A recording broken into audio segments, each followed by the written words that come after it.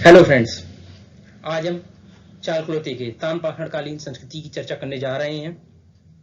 इसमें हम पढ़ेंगे इंट्रोडक्शन, देन हम पढ़ेंगे इसकी क्या क्या विशेषता है, देन हम पढ़ेंगे चालकुलित संस्कृति की कितने प्रकार है, इसके बाद साइट्स पढ़ेंगे, इसके बाद इसके सामाजिक एंड धार्मिक व्यू क्या था वो पढ़ेंगे, उसके बाद इसका इकोनॉमिकल व्यू पढ़ेंगे।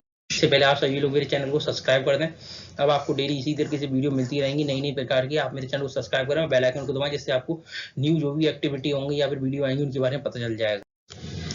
अब हम पढ़ते हैं इंट्रोडक्शन। सबसे पहले इंट्रोडक्शन के बारे में हम देखते हैं कि चालुक्लिक जो एज थी वो कब से कब तक रही है। 3500 से लेकर 800 बीसी के बीच में रही है। कई जगह पे आपको देखने को मिलेगा कि 6000 बीसी में कॉपर को स्मेल्ट करने की टेक्निक आ चुकी थी, मगर वो संपूर्ण भारत में नहीं थी, इसलिए इसको नहीं माना जा सकता। इसलिए संपूर्ण भारत में 3500 से आरंभ हो चुका है, इसलिए 3500 से माना जाता है।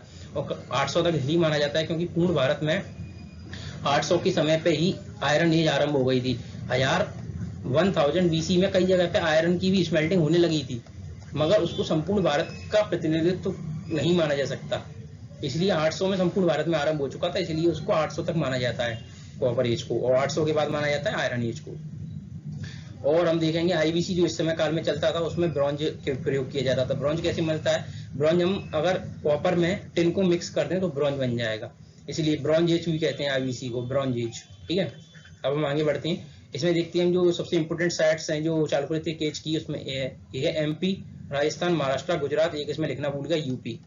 ये 5 जो राज्य हैं इनकी ये इंपोर्टेंट साइट्स हैं यहाँ पर चालुक्लिक एज। देखते हैं आगे बढ़ के हम इसके फीचर्स क्या हैं। इसका सबसे पहला फीचर है इसमें कॉपर का यूज होता था, ब्रॉन्ज का यूज होता था, जो कि मैं आपको बता चुका हूँ। आईबीसी का भी जो आप समयकाल देखेंगे वो भी आपको 3200 से मिलेगा, 3200 से 1600। इसी तरीके से आपको इसका भी मिल रहा है 3600 से आपको मिल रहा है 800 तक। अब देखते हैं इसका दूसरा जो मैंने इंपोर्टेंट पॉइंट है पेंटेड पोट्री, मतलब आपको चित्रित मेजबान मिलेंगे, गड़े मिलेंगे, कटोरी मिलेंगी, प्लेट मिलेंगी। इसके बाद बरियल मतलब कब्र गाह मिलेंगी। कब्र गाह को दफनाने का एक तरीका होता था, एक दिशा में उनको दफनाया जाता था, जो कि इस काल की विशेषता है। चौथा पॉइंट बेकार है क्योंकि प्रिंटेड पोल्ट्री ऊपर बता चुका हूँ। पांचवा इसकी जो इकोनॉमी थी इस समय काल की एग्रीकल्चर और डोमेस्टिकेशन ऑफ एनिमल्स और हंटिंग एंड फिशिंग पर आधारित थी। ये 4 इसकी विशेषता हो गई। इस समय आगे बढ़ते हैं। इस समय काल की जो हमने आपको बताया था कल्चर, उसके बारे में देखते हैं। आहार, वनास और कल्चर। आहार नदी के किनारे पर था, इसलिए इसे आहार वनास कल्चर कहते हैं। इसकी क्षेत्र आहार, बालाथल, गलुंद। इसकी जो विशेषताएं हैं, काली और लाल पोटरियां होती थी। पोटरी मतलब मेजबान, उनके ऊपर सफेद कलर से डिजाइन बनाया जाता था, जैसे कि ये इस तरीके से। कायता कल्चर देखें। कायता कल्चर कहाँ पे आपको राजस्थान में मिलेगा? चंबल के आसपास के चित्रों में मिलेगा। चंबल की जो ट्रिब्यूटरीज है, काली सिंध, उन नदियों के आसपास जो क्षेत्र है वहां पर आपको कायता कल्चर मिलेगा। इसकी विशेषता थी लाल रंग की पोटरी होती थी, उन पर चॉकलेट कलर का डिजाइन हो, चॉकलेट मतलब ब्राउन कलर का डिजाइन। ये लाल पोटरी है, इसके ऊपर ये डिजाइन है चॉकलेट कलर की।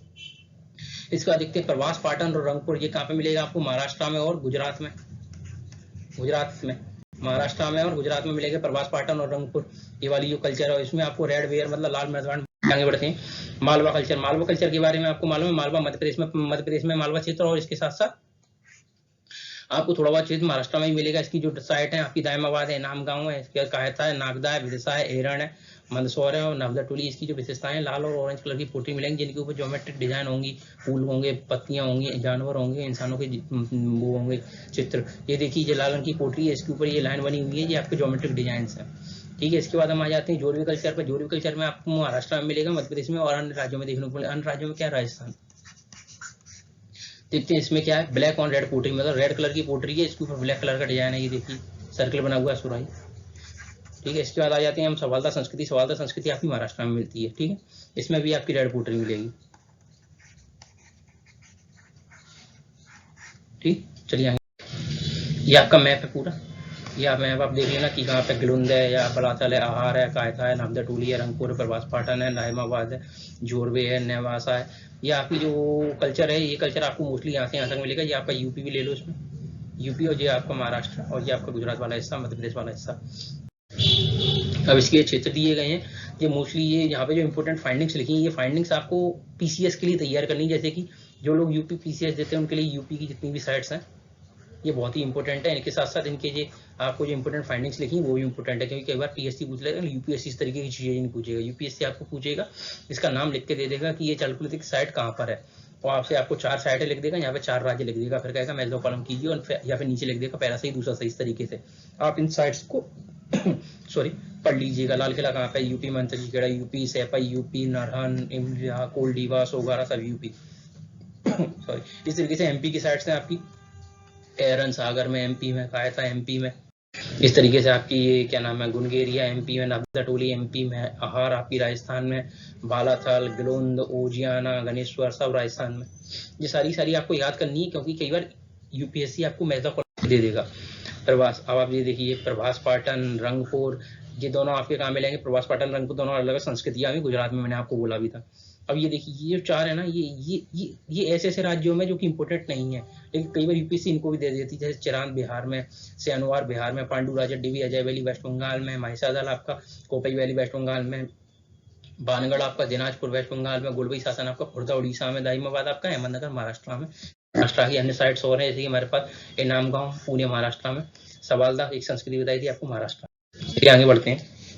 ये आप मैप देख लीजिए, जो मैंने आपको पहले भी दिखाया था, यही मैप है, इसको देख लीजिएगा। इसी क्षेत्र में यहाँ पे मेरा सर्कल किया जाता।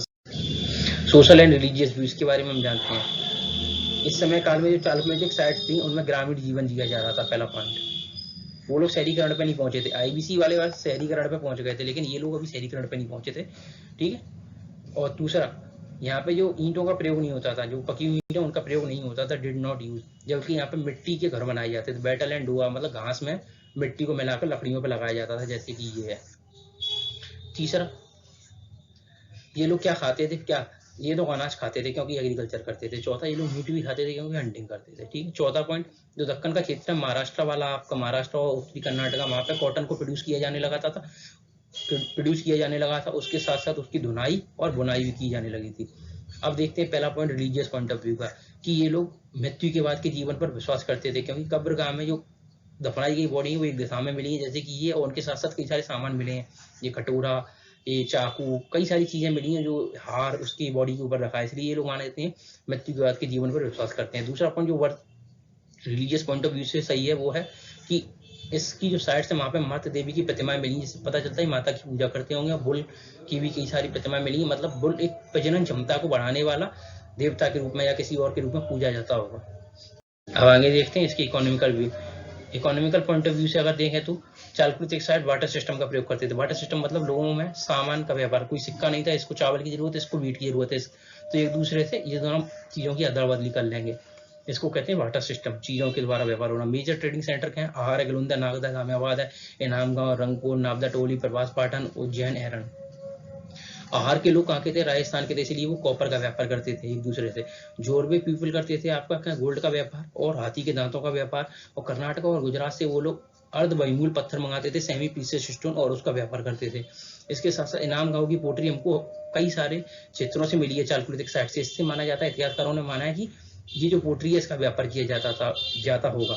ट्रांसपोर्टेशन का माध्यम क्या है, बैलगाड़ी, ऊंट या फिर अन्य जानवरों के ऊपर सामान को लादकर एक जगह से दूसरी जगह ले जाना। ये आपके इकोनॉमी के पॉइंट्स होगा करीब 6।